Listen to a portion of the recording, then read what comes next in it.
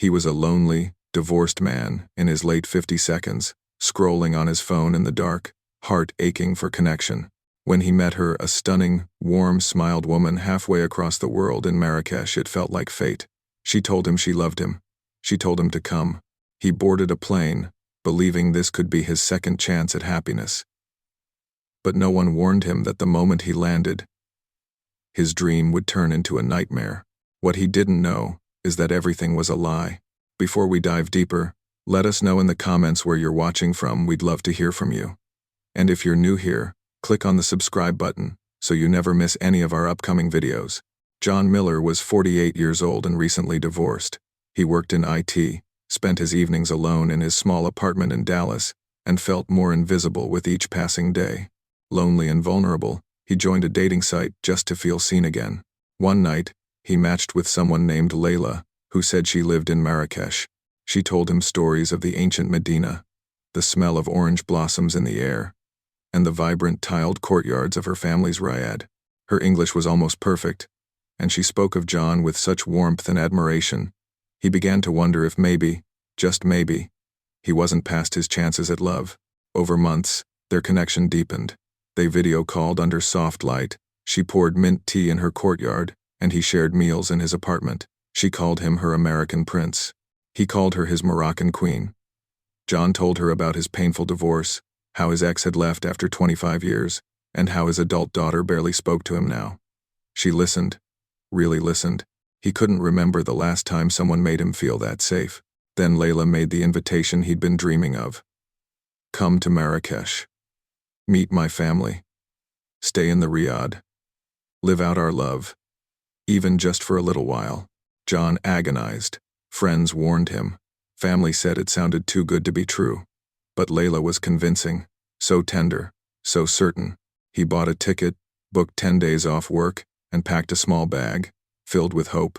When he arrived, the sunshine hit him like a warm embrace until tension entered the air. The driver who picked him up was Layla's cousin, polite but distant. At the riad, her father welcomed him, cane in hand, eyes stern but measured. Grand dinners were held, with couscous and tagine and mountains of questions about his job, his bank account, his apartment back home. It seemed like hospitality, but John felt something shift.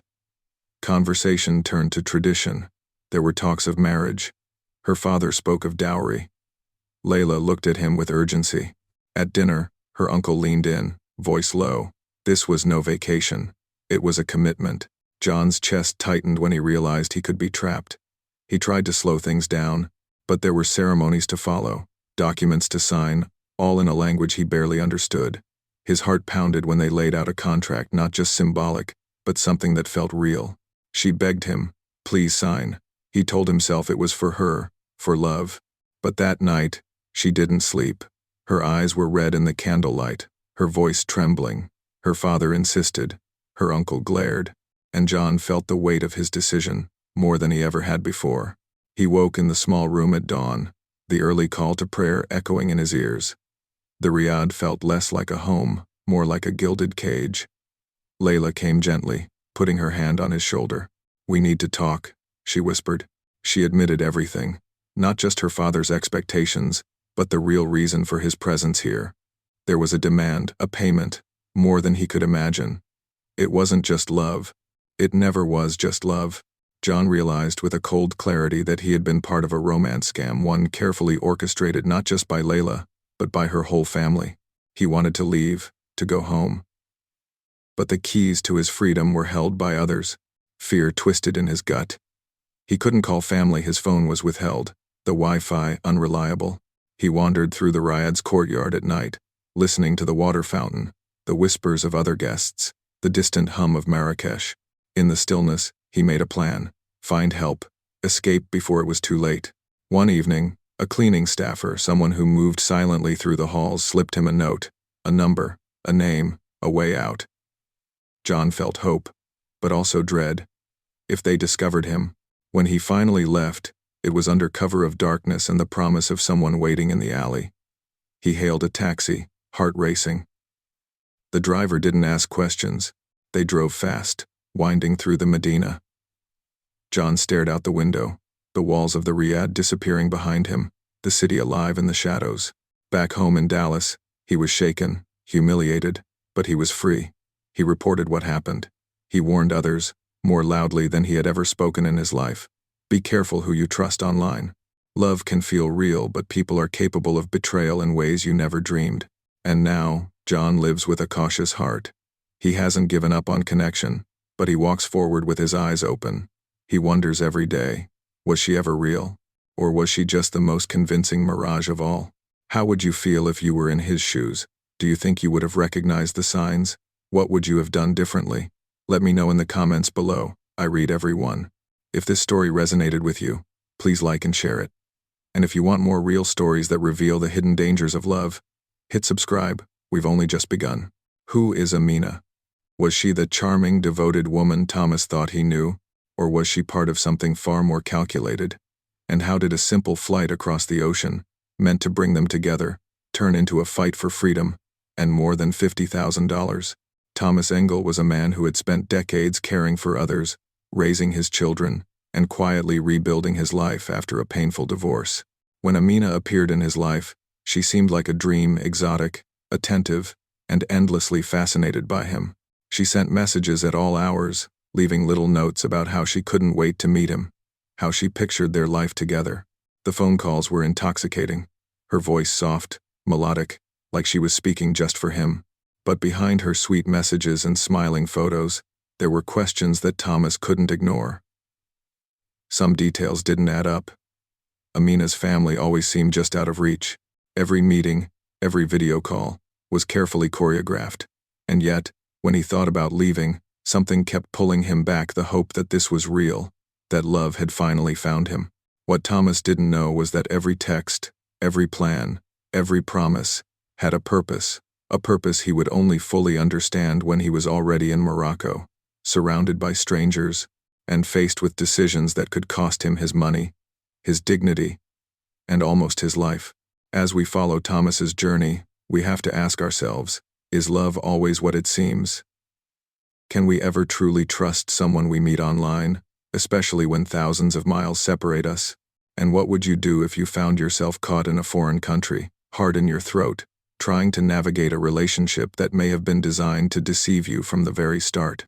Before we continue, let us know in the comments what you will do if you found yourself in the same position. We'd love to hear your thoughts. Thomas Engel was 58 years old, divorced, and quietly exhausted by life. He had spent years dedicating himself to his work as a senior engineer, long hours in a world where younger colleagues climbed the ranks faster, and recognition was reserved for those who could run faster, speak louder, and chase success more aggressively than he ever wanted to. At home, the apartment felt painfully empty. 2 bedrooms echoing with memories of a life he no longer shared. His daughter, Clara, was busy with her own life in Munich, calling rarely, each conversation brief, polite, and distant. Loneliness had become his routine companion. He hadn't imagined that at this stage of life, he would find himself swiping through a dating app at midnight, feeling a mix of curiosity and desperation, hoping to remind himself that he was still capable of connection. Then Amina appeared. She was 29, living in Marrakech, Morocco. Her profile picture showed her in traditional dress, fabric in deep crimson, her eyes framed by delicate kohl, her smile both playful and genuine. She sent the first message within minutes of matching, polite, curious, and full of warmth. Thomas was taken aback. He wasn't used to someone showing this kind of interest in him, someone actually paying attention to who he was beyond his age or appearance. Their messages quickly escalated into long conversations, sometimes 2-3 hours, as she described her life managing the family Riad, a centuries-old guest house in the Medina. The fountains, the smell of mint and spices, the narrow streets buzzing with life. She spoke of her love for German culture, of learning the language patiently on Duolingo, dreaming of visiting Europe. Thomas opened up too. He told her about his divorce, the loneliness, the quiet disappointment of watching his career plateau while younger engineers were promoted. He told her about his daughter, his small victories, and the weight of invisible struggles that had quietly followed him for years. Amina responded with warmth and understanding, calling him her German prince, and Thomas began calling her his Moroccan princess. Their connection, though separated by thousands of miles, began to feel almost tangible. But even in those early conversations, subtle warning signs were present. Clara, ever protective, asked pointed questions. "Dad, are you sure this is real? How long have you been talking to her? Are you sure she's who she says she is?" Thomas brushed it off at first, convinced that love was worth the risk, that she was genuine. Yet, in the quiet moments, there was a small voice inside him, a flicker of doubt, and the occasional feeling that something didn't add up. Her family was always in the background, but rarely introduced in detail, and there was a consistency in her story that felt rehearsed. Still, the allure of connection, of finally feeling seen, was too strong to resist. He found himself counting down the days until he would see her in person. The video calls became nightly rituals. He cooked dinner while she chattered about her day. She shared photos of the Riyadh courtyards, cushions, fountains, intricate tiles, and small glimpses of her family life. He laughed at her playful teasing, marveled at her intelligence, and felt alive again, in a way he hadn't for years. And yet, beneath the excitement, a subtle tension lingered, like the hum of distant traffic at night, barely noticeable but persistent. Clara continued her warnings, and Thomas felt the tug of war between hope and caution. But the decision was already made in his heart. He would go to Morocco. He would meet Amina, finally see if the connection was real, finally step out of the loneliness that had defined his life for far too long. As he booked his flight and prepared his bags, he imagined wandering the streets of Marrakech with her, sharing meals, and exploring the colors, smells, and sounds she had described so vividly. He thought of the adventures they would have, the laughter they would share. He didn't realize that the adventure he envisioned would soon become something else entirely, something far darker. Because when Thomas Engel boarded that plane, clutching hope and longing in equal measure, he was not just crossing continents. He was walking into a world he didn't yet understand, a carefully orchestrated trap that had been set long before he ever saw her smiling face on the screen. He thought he was going on an adventure, but he was walking into a trap. Thomas stepped off the plane into Marrakech, and the heat hit him like a physical wave, thick and suffocating, carrying the scents of spices, exhaust, and a city that never truly stopped moving. The airport was chaotic, voices echoing in Arabic, French, and a few scattered English phrases, luggage carts weaving unpredictably through crowds. And then he saw her Amina standing by the arrival gates, smiling, radiant, exactly as she had appeared on the screen. Relief, excitement, and disbelief all collided in his chest. She hugged him warmly, her perfume sweet and floral, her voice soft and inviting. For a moment, he allowed himself to believe everything was perfect. But reality began to shift the moment they stepped into the crowded streets of the Medina. Narrow alleyways were alive with merchants calling out their wares, children running past, and scooters darting dangerously close. The taxi ride to her family's Riyadh was tense, each turn through labyrinthine streets increasing Thomas's unease. And then, as they arrived, the family emerged. Hassan, her father, a tall man with piercing eyes that seemed to assess Thomas from every angle. Rashid, her uncle, whose smile didn't reach his eyes. Karim, her younger brother, silent but watchful. And Fatima, the aunt, who welcomed him with overly formal gestures that felt rehearsed, rather than warm. Dinner that evening was meant to be a simple welcome. Instead, it quickly became an interrogation. Plates of couscous and tagine were barely touched as questions flowed relentlessly. "What do you do for a living?" Hassan asked, his gaze never leaving Thomas. "What are your intentions with Amina?" Rashid added, leaning forward slightly, voice calm but probing. The conversation shifted seamlessly into finances, assets, property, all under the guise of familial concern. Thomas answered carefully, trying not to appear defensive. But every question felt like a test he didn't understand. Then came the moment he hadn't anticipated. Amina's mother entered carrying documents, contracts written in a mix of Arabic and French. She explained, in a polite yet firm tone, that traditional engagement ceremonies required signatures to formalize intentions. Thomas's hands trembled as he held the papers, realizing that this was more than a cultural ritual. It wasn't just a ceremony, it was a legal and financial trap. The family watched closely, expressions neutral, almost calculating. Every question, every glance, every smile was a silent pressure, coaxing him toward commitment he wasn't ready to give. Thomas felt the weight of his situation pressing down. He wanted to trust Amina, to believe that the woman he had fallen for was real. Yet the tension in the room was undeniable, and an instinctive unease began gnawing at him. Something was off how quickly the conversation had turned to money, how the family's attentiveness felt more like surveillance than hospitality. He realized, too late, that stepping into Morocco wasn't just a journey of love. It was stepping into a maze designed to ensnare him, and the consequences would be far more serious than he could have imagined. By the time the night ended, Thomas felt a quiet panic he hadn't anticipated. The city outside hummed with life, oblivious to the unease inside the riad. And as he lay in the guest room, the distant call to prayer echoing through the streets, he couldn't shake the feeling that this was only the beginning. Every friendly gesture, every tender smile, every whispered word now seemed layered with intent. And Thomas realized that his quest for love had led him into a very real nightmare. If you're still with us, drop a comment saying, "I'm still here, let's see who's really watching." Thomas woke the next morning with a sinking feeling he couldn't shake. The riad that had seemed so enchanting yesterday now felt like a gilded cage. His passport, which he had clutched so tightly when landing, was nowhere to be found. When he asked Amina about it, she smiled softly but didn't answer directly. Soon, he noticed the Wi-Fi was strangely disabled, his phone's signal weak, and every attempt to reach anyone outside, friends, family, even the airline was blocked by a tangle of excuses. He realized the terrifying truth. He was trapped. The warmth and charm that had welcomed him were gone, replaced by carefully orchestrated control. Every door was locked, every glance from the family carried silent scrutiny, and every sound in the ancient house seemed amplified, reminding him how isolated he was. It was during one quiet moment in the kitchen, while Amina's family had gone about their day, that Thomas met Layla, the cleaning woman.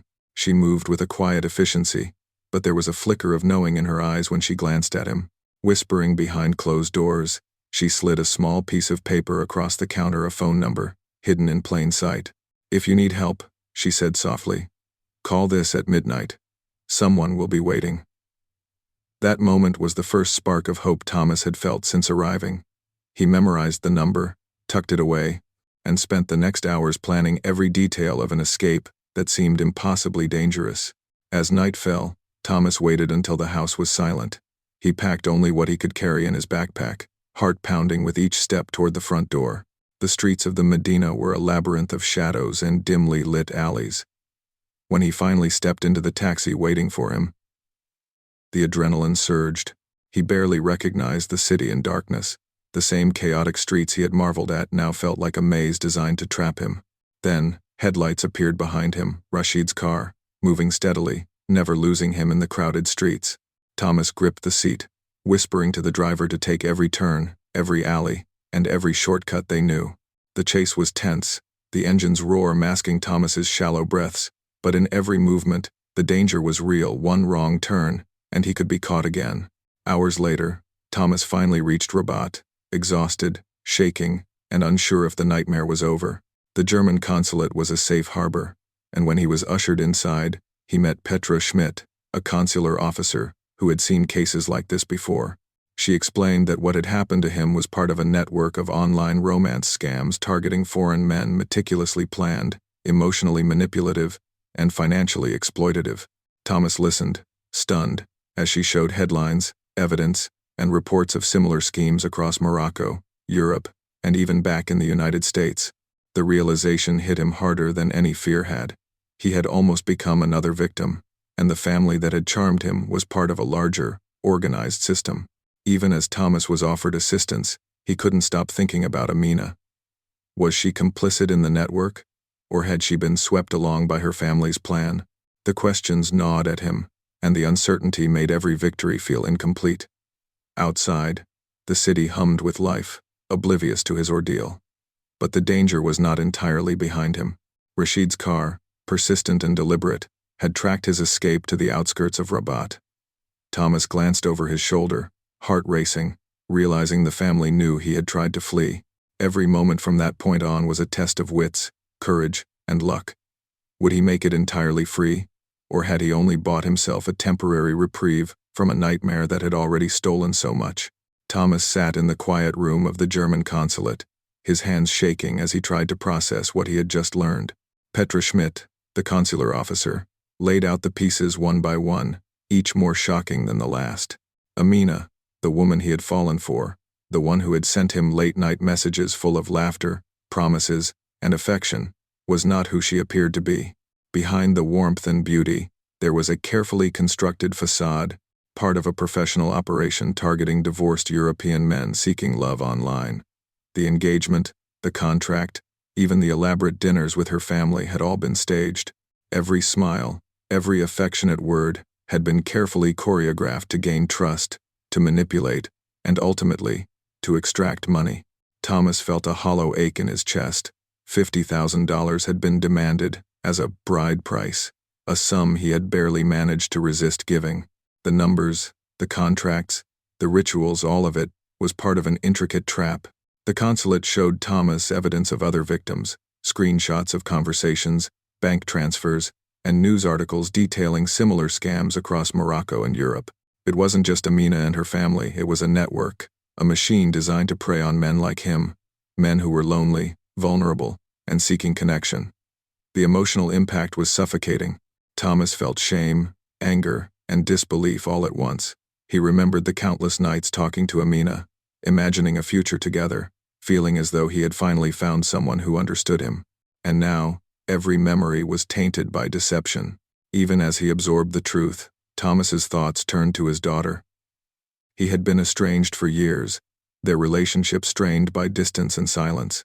The relief he felt when finally speaking to her after returning home was immense, but the weight of what had happened lingered. Therapy sessions helped him process the betrayal, but the emotional scars remained.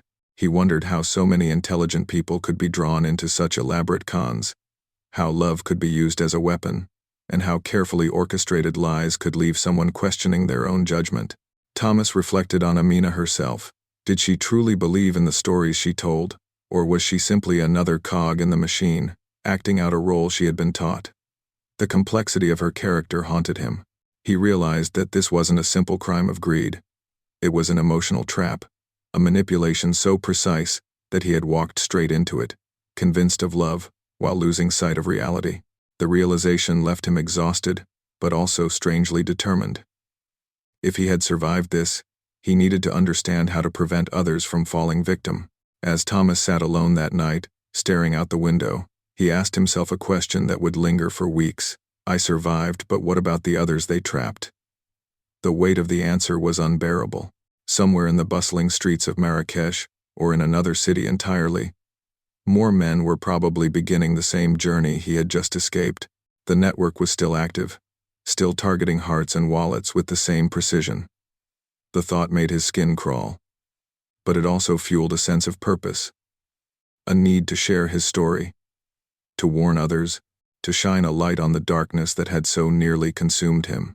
Before we move on to the final twist and resolution, let us know in the comments where you're watching from. We'd love to hear from you. And if you're new here, click on the subscribe button so you never miss any of our upcoming videos. Months after Thomas returned from Morocco, news broke across Europe. Authorities in Spain had finally apprehended members of the scam network Amina had been part of. The operation had been sophisticated, stretching across cities, using fake identities, fake businesses, and carefully staged romance to lure victims. Confiscated assets, bank accounts frozen, and evidence collected gave hope to hundreds of men who had been manipulated, some of whom had suffered far worse than Thomas had. The relief of closure, though, was tempered by the understanding that the emotional scars could not simply be erased. Thomas followed the news with a mix of vindication and lingering unease.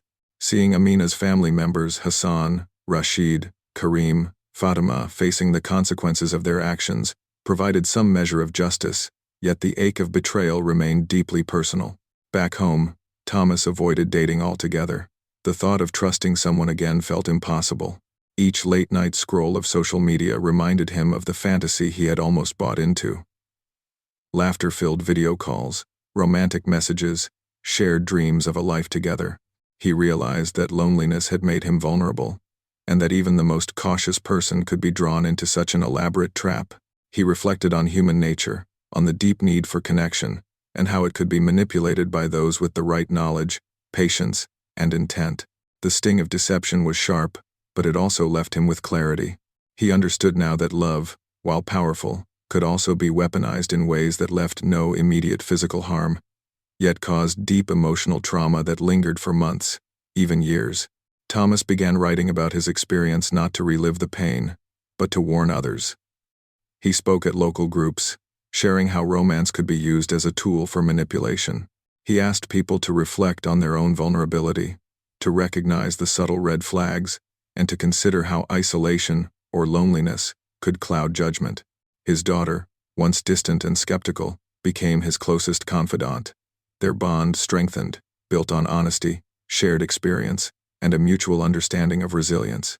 Thomas often wondered, how many other men had silently endured this pain? How many would continue to fall for similar schemes if the stories weren't shared, if the warnings went unheard? And then, Thomas faced a moment of reflection that would linger for the rest of his life. Sitting alone one evening, he asked himself, could this happen to anyone? Could I have acted differently? Were there red flags I ignored because I wanted to believe? He realized that the story wasn't just about deception, or even the criminal network. It was about the fragility of human trust, the lengths people go to for connection, and the darkness that can hide behind beauty and charm. Thomas survived, but he would carry the lessons forever. And as viewers, we must ask ourselves, how would we respond in the same situation? Could loneliness or desire for connection cloud our judgment, just as it had for Thomas? Before we conclude, think about this. Was justice truly served? Could Thomas have seen the red flags before it was too late? How far would you go if loneliness pushed you toward someone who seems perfect, yet is hiding a truth you cannot imagine? Share your thoughts in the comments below. We're reading every single one. And if you haven't already, click the subscribe button to join our community and never miss stories like this. Thomas's journey ended with safety and awareness, yet the story resonates far beyond his own experience. It is a cautionary tale, a reflection on trust, and a reminder that while love can inspire the deepest happiness, it can also be the gateway to profound betrayal. And in the silence of his apartment, looking out at a world full of possibilities and hidden dangers, Thomas understood one truth.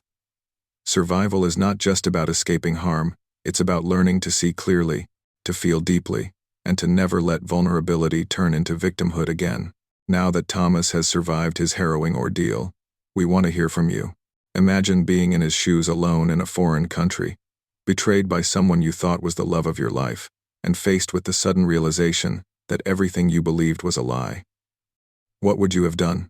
Would you have trusted your instincts and found a way out? Or could loneliness and hope have kept you trapped just a little longer? Share your thoughts in the comments below. Have you ever encountered an online romance that didn't feel quite right, or maybe even a scam disguised as love? Your stories matter, and by sharing them, you could help someone else avoid a similar nightmare. If you're new here, make sure to click the subscribe button so you never miss our real-life crime stories. And for those who've been following along, if you thought Thomas's story was shocking, wait until you hear what happened in our next case, another tale of deception, danger, and secrets that no one saw coming. We promise it will leave you questioning just how well you know the people around you. Before we go, here's one more thing to consider. Thomas walked away alive, but the emotional scars and lessons he learned will stay with him forever. Could you have spotted the red flags sooner? How far would loneliness push someone before they realize the truth? Think about it, and let us know your take in the comments. I read every single one. And finally, if this video resonated with you, hit the like button and share it with someone who needs to hear this story. If you want more ideas and stories like this, click on the subscribe button. Watch out for another case that will grip you from begging to end. Remember, these are more than just stories. They are lessons about trust, vigilance, and the unexpected ways our hearts can be tested. So don't just watch, engage, reflect, and share your thoughts.